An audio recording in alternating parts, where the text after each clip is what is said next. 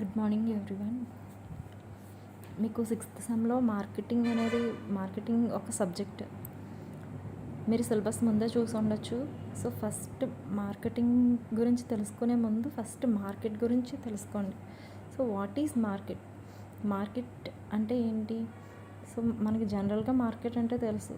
Market అంటే మనం రోజు ఏదో రైతు మార్కెట్కి వెళ్ళచ్చు, సో ఫిష్ మార్కెట్కి వెళ్ళచ్చు, ఎక్కడికో ఒక చోటకి మన అవసరం కోసం ఏదో ఒకటి పర్చేస్ చేయడానికి వెళ్తాం.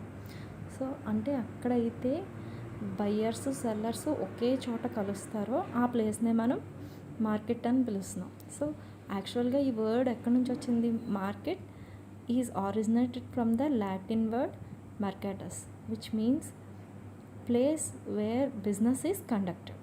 అంటే మార్కెట్ అనే వర్డ్ మర్కాటిస్ అనే లాటిన్ వర్డ్ నుంచి వచ్చిందనమాట. ఓకేనా? సో దాని అర్థం ఏంటి?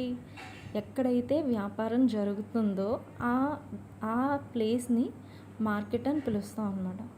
ఓకేనా? సో అక్కడ ఇద్దరికి పర్పస్ ఉంటుంది. ఎవరికి? బయ్యర్స్కి ఒక పర్పస్ ఉంటుంది, సెల్లర్స్కి ఒక పర్పస్ ఉంటుంది.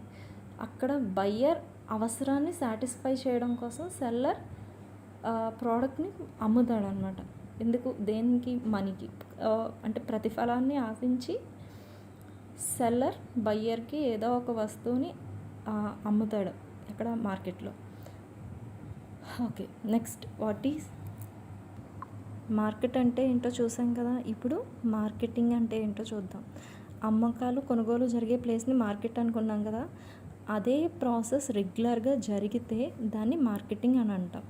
సో ఇప్పుడు మనం ఒక చిన్న డెఫినేషన్ చూద్దాం. According to professor Glaser, marketing in a free economy is the skill of selecting and fulfilling consumer desires so as to maximize the profitability per unit of capital employed in the enterprise.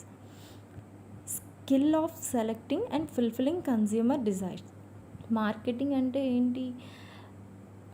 అసలు consumer యొక్క అవసరం ఏంటి, అతనికి అవసరమైన వస్తువు ఏంటో తెలుసుకొని, అంటే సెలెక్ట్ చేసుకొని, skill of selecting and fulfilling consumer desires. ఆ అవసరం ఏంటో తెలుసుకొని ఆ కస్టమర్ యొక్క డిజైర్ని సాటిస్ఫై చేస్తూ మనం పెట్టిన పెట్టుబడిని, మనం పెట్టిన ఒక యూనిట్, ఒక వస్తువుని ఉత్పత్తి చేయడానికి మనం పెట్టిన పెట్టుబడిని ప్రాఫిట్స్ రూపంలో ఆర్జించడమే మార్కెటింగ్ అంటే. అంటే కస్టమర్ యొక్క నీడ్స్ని సాటిస్ఫై చేస్తూ ఎంటర్ప్రీనియర్ పెట్టిన పెట్టుబడిని ప్రాఫిట్స్ రూపంలో అందుకోవడమే మార్కెటింగ్. ఓకేనా? సో మనం ఈ జనరల్గా మార్కెటింగ్ అంటే ఏమనుకుంటున్నాం? అమ్మకాలు, అలాగే అడ్వర్టైజింగ్, ఇవన్నీ కూడా మనం మార్కెటింగ్ అనుకుంటాం. సో మార్కెటింగ్లో ఇవి ఒక చిన్న బ్రాంచెస్ అంతే. మార్కెటింగ్ వేరు, సెల్లింగ్ వేరు, అలాగే అడ్వర్టైజింగ్ కూడా వేరు. ఇవన్నీ కూడా మార్కెటింగ్లో ఒక పార్ట్. మార్కెటింగ్ అనేది ఒక వాస్ట్ సబ్జెక్ట్, చాలా పెద్ద సబ్జెక్ట్. అందులో ఒక చిన్న చిన్న బ్రాంచెసే ఏంటివి? Selling, advertising.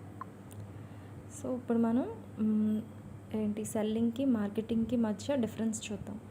సో సెల్లింగ్ అంటే మనం ముందే చెప్పుకున్నాం. అమ్మడం అంటే ఏంటి? తయారు చేసిన వస్తువుని ఏదో ఒకలాగా కస్టమర్కి అమ్మేయడం అంతే. సో కస్టమర్ నీడ్తో సంబంధం లేదు, కస్టమర్కి అవసరాలతో సెల్లింగ్కి, అమ్మకానికి సంబంధం లేదనమాట. సో ఫస్ట్ పాయింట్ ఏంటి అంటే focus. Selling focuses on the need of the seller. Selling దేని మీద ఫోకస్ చేస్తుంది? ఓన్లీ అమ్మకందారుడి యొక్క అవసరాల మీదే ఫోకస్ చేస్తుంది. కానీ మార్కెటింగ్ అలా కాదు. మార్కెట్ ఎవరి నీడ్ని గమనిస్తుంది? కస్టమర్ యొక్క నీడ్ ఏంటి, కస్టమర్ యొక్క అవసరం ఏంటో తెలుసుకొని వస్తువుని ఉత్పత్తి చేస్తుంది అనమాట. సో సెల్లర్ ఏది ఉత్పత్తి చేయాలనుకున్నాడో అది మాత్రమే ఉత్పత్తి చేస్తాడు, కస్టమర్ గురించి అవసరం లేదు. కానీ మార్కెటింగ్లో అలా కాదు. కస్టమర్కి కావాల్సిన వస్తువుని, కస్టమర్ నీడ్ని దృష్టిలో పెట్టుకొని వస్తువుని కన్స్యూమర్కి అందిస్తారనమాట మార్కెటింగ్లో. నెక్స్ట్ ఆబ్జెక్టివ్ ఏంటి? Main objective of selling is to maximise profits and sale. ఓకేనా? ఒకే లక్ష్యంతో పనిచేస్తాయి. ఏంటది? ప్రాఫిట్, లాభార్జనే మెయిన్ ఆబ్జెక్టివ్గా ఉంటుందన్నమాట అమ్మకంలో. కానీ మార్కెటింగ్లో అలా కాదు. కస్టమర్ సాటిస్ఫాక్షన్ మెయిన్ ఆబ్జెక్టివ్ ఏంటి? కస్టమర్ సాటిస్ఫాక్షన్తో ప్రాఫిట్స్ని మ్యాక్సిమైజ్ చేసుకోవడం. షార్ట్ రన్లో సెల్లింగ్ అమ్మడం ద్వారా ప్రాఫిట్స్ ఎక్కువే ఆర్జించవచ్చు. కాకపోతే కస్టమర్స్ ఎప్పుడైతే సాటిస్ఫై లాంగ్ రన్లో మాత్రం కస్టమర్ ఎప్పుడైతే సాటిస్ఫై అవుతాడో అప్పుడే ప్రోడక్ట్కి డిమాండ్ పెరుగుతుంది. లాంగ్ రన్లో ప్రాఫిట్స్ ఎర్న్ చేయొచ్చు అనమాట. సో ప్రజెంట్ ప్రాఫిట్స్ కోసం మార్కెటింగ్. సెల్లింగ్ యొక్క పరిధి గురించి చూద్దాం ఒకసారి. సెల్లింగ్ యొక్క పరిధి అనేది exchange of goods and services. Scope of selling is limited to exchange of goods or services for some consideration. అంటే ఏదో ఒక ప్రతిఫలానికి వస్తువుల్ని మార్పిడియే ధ్యేయంగా ఉంటుందన్నమాట. అంటే సో ఫర్ ఎగ్జాంపుల్ మనం ఏదైనా ఒక సోప్ని కొనుక్కోవడానికి వెళ్ళాం. సో మనం ఏం చేస్తాం, మనీ ఇచ్చి సోప్ తెచ్చేసుకుంటాం. సో అక్కడ ఏంటంటే అక్కడ మన నీడ్ మనం ఫుల్ఫిల్ చేసుకుంటున్నాం. సెల్లర్ ఏంటి, తను తయారు చేసిన ప్రోడక్ట్ని బయటికి అందించేస్తున్నాం. అంటే exchange of goods or services for some consideration. ఏదో ఒక ప్రతిఫలానికి వస్తువుని అమ్మడం మాత్రమే చేస్తాడు సెల్లింగ్లో. కానీ మార్కెటింగ్ యొక్క స్కోప్ అనేది చాలా డిఫరెన్స్ అనమాట. సో ఎందుకు ఇప్పుడు రకరకాల సోప్స్ వస్తున్నాయి. ఇప్పుడు పియర్స్ అనేది మనం వింటర్లో యూజ్ చేస్తున్నాం, డెటాల్ అనేది సమ్మర్లో యూజ్ చేస్తున్నాం. ఇలా రకరకాల సోప్స్ రకరకాల సీజన్స్లో యూజ్ చేస్తున్నాం కదా. సో ఎందుకది, కస్టమర్ యొక్క నీడ్ని తెలుసుకొని కస్టమర్కి ఏది అవసరమో అందించడానికి మార్కెటింగ్ తయారు చేస్తున్నాను, మార్కెటింగ్ హెల్ప్ చేస్తుంది అనమాట. సో ఈ స్కోప్ చాలా ఎక్కువ అనమాట, వెరీ వైడ్. అంటే వస్తువు తయారు చెయ్యక ముందు నుంచి స్టార్ట్ అవుతుంది, వస్తువు తయారైపోయిన తర్వాత కస్టమర్ సాటిస్ఫై అయ్యాడా లేదా కూడా మార్కెటింగ్ ద్వారా మనకి తెలుస్తుంది అనమాట. సో మార్కెటింగ్ అనేది వెరీ వైడ్ కాన్సెప్ట్. ఈ సెల్లింగ్ అనేది ఈ వైడ్ కాన్సెప్ట్లో ఒక పార్ట్. ఓకేనా. So selling next start and end. ఎప్పుడు స్టార్ట్ అవుతుంది, ఎప్పుడు ఎండ్ అవుతుంది. వస్తువు ఉత్పత్తి చేసినప్పుడు సెల్లింగ్ అనేది స్టార్ట్ అవుతుంది. ఎప్పుడు ఎండ్ అవుతుంది, ఆ వస్తువుని అమ్మిన వెంటనే ఈ సెల్లింగ్ ప్రాసెస్ అనేది ఎండ్ అయిపోతుంది అనమాట. కానీ మార్కెటింగ్ అలా కాదు. వస్తువు ఉత్పత్తికి ముందు మొదలవుతుంది. అది అమ్మేసిన తర్వాత కూడా, వస్తువు అమ్మేసిన తర్వాత కూడా ఈ ప్రాసెస్ అనేది కంటిన్యూ అవుతుంది అనమాట. సో అమ్మిన తర్వాత కూడా ఎలా కంటిన్యూ అవుతుంది అనే డౌట్ మీకు రావచ్చు. సో మీరు ఏదైనా ఒక వస్తువు కొన్నారు, ఫర్ ఎగ్జాంపుల్ మీరు ఒక వాషింగ్ మెషిన్ కొన్నారు అనుకుందాం. వాషింగ్ మెషిన్ కొన్న తర్వాత ప్రతి నెల మీకు మెసేజ్ రావచ్చు. అంటే పోనీ నెల కాకపోయినా ప్రతి 6 నెలలకే ఒక మెసేజ్ వస్తుంది మీకు. ఏంటి మీ ప్రోడక్ట్ అంతా బాగుందా, సర్వీసెస్ ఏదైనా అవసరం అవుతాయా. సో ఎందుకంటే కస్టమర్ని రిటైన్ చేయడం కోసం, అంటే ఒక కస్టమర్ వెళ్ళిపోకుండా మళ్ళీ అదే ప్రోడక్ట్ పర్చేస్ చేయడం కోసం ఈ మార్కెటింగ్ అనేది హెల్ప్ అవుతుంది అనమాట. ఆఫ్టర్ సేల్ సర్వీస్ అంటారనమాట దీన్ని. అంటే మార్కెటింగ్ ఎప్పుడు స్టార్ట్ అవుతుంది, ప్రొడక్షన్ వస్తువు ఉత్పత్తికి ముందు మొదలవుతుంది. అంటే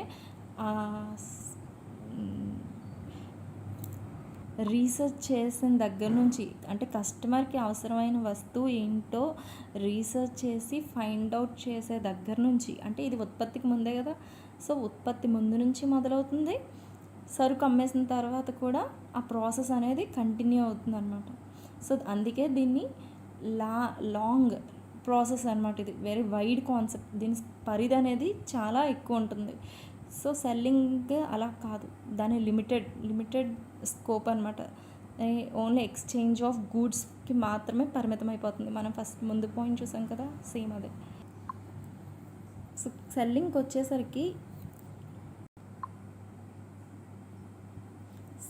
వచ్చేసరికి ఎవరిక్కడ కింగ్, ప్రొడ్యూసర్. ప్రొడ్యూసర్ నీడ్స్ని మాత్రమే గమనిస్తుంది అనమాట. ఇక్కడ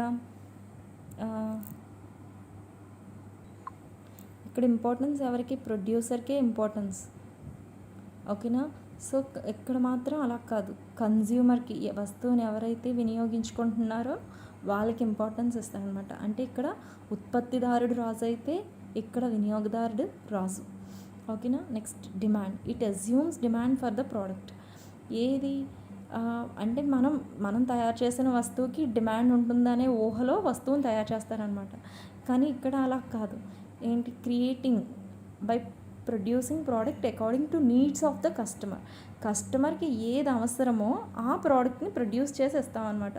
సో ఫర్ ఎగ్జాంపుల్ ఇక్కడ మీరు ఒక హోటల్కి మీరు ఒక సమ్ పానీపూరి బండి స్టార్ట్ చేశారు. సో ఎందుకు స్టార్ట్ చేశారు, మీరు అక్కడ ఊహిస్తున్నారు అనమాట. పానీపూరి అమ్మితే అక్కడ బాగుంటుంది అని మీరు ఊహించి అక్కడ పానీపూరి బండి స్టార్ట్ చేశారు. సో కానీ ఇక్కడేంటి, కస్టమర్కి ఏం అవసరం, పానీపూరి తింటాడా, నూడిల్స్ తింటాడా. సో ఆ కస్టమర్ యొక్క డిమాండ్, ఏ ప్రోడక్ట్కి డిమాండ్ ఎక్కువ ఉందో తన అవసరాన్ని బట్టి మన వస్తువుని ఉత్పత్తి చేసి ఇవ్వడమే మార్కెటింగ్. అర్థమైందా? సో ఒక మాటలో చెప్పాలంటే marketing is customer oriented, long term process. Selling అలా కాదు. సెల్లింగ్ అయితే short term process. Producer oriented, ప్రొడ్యూసర్ని దృష్టిలో పెట్టుకొని వస్తువుని ఉత్పత్తి చేస్తుంది. ప్రొడ్యూసర్కి ఏది కావాలో అది తయారు చేసి అందించడమే సెల్లింగ్ యొక్క ముఖ్య ఉద్దేశం. మార్కెటింగ్ అలా కాదు. కస్టమర్ని దృష్టిలో పెట్టుకొని వస్తువుని ఉత్పత్తి చేసి కస్టమర్కి ఏది అవసరమో అది కస్టమర్కి అందిస్తుంది.